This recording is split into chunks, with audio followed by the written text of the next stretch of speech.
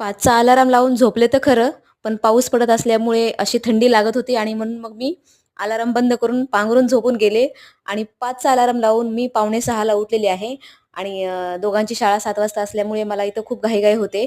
त्यानंतर मुलीला खायचं होतं टिफिनमध्ये इथे शिरा, तर तिच्यासाठी मी इथे तुपामधला ड्रायफ्रुट्स घालून शिरा बनवलेला आहे आणि मुलाला खायचं होतं तिखट कारण त्याला गोड अजिबात आवडत नाही म्हणून त्याने सांगितलं, की "आई मला शिरा नको आहे."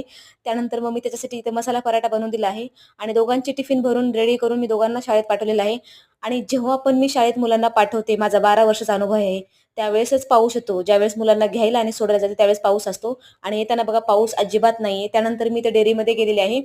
मला दूध घ्यायचं होतं. दुधासोबत पनीर सुद्धा घेतलेलं आहे 250 ग्राम. कारण गावाकडून आल्यापासून पनीरचा आम्ही पदार्थ खाल्लेलाच नाहीये. त्यामुळे इथे 250 ग्राम पनीर सुद्धा घेतलेलं आहे. तसंच मुलांना आणि त्यांच्या पप्पांसाठी मी इथे अंडी सुद्धा घेतलेली आहे. कारण पाऊस चालू आहे, वातावरण थंड आहे आणि सम्राट कोचिंगला सुद्धा जातो. त्याला कोचिंगला जात असल्यामुळे त्याला थोडंसं इथे अंडे द्यावेच लागतात आणि घरी आल्यानंतर अगोदर प्लास्टिकच्या पिशवीतून मी पनीर बाहेर काढून फ्रीजमध्ये ठेवून दिलेलं आहे. मुलांना शाळेत सोडून घरी आल्यानंतर त्यांच्यासाठी अंडा बुर्जी बनवली. मला रात्रीची भाजी होती. त्यानंतर मी राहिलेल्या चपात्या सर्व बनवून घेतलेल्या आहेत आणि अंड्याच्या बुर्जीसोबत त्यांना गरम-गरम चहा लागतो म्हणून मी ते चहासुद्धा बनवलेला आहे. आणि खरं तर मला असं वाटतं, की पाऊस हा एका आईची परीक्षा बघतो, की कशी सोडते ही शाळेत मुलांना आणि कशी घेऊन जाते.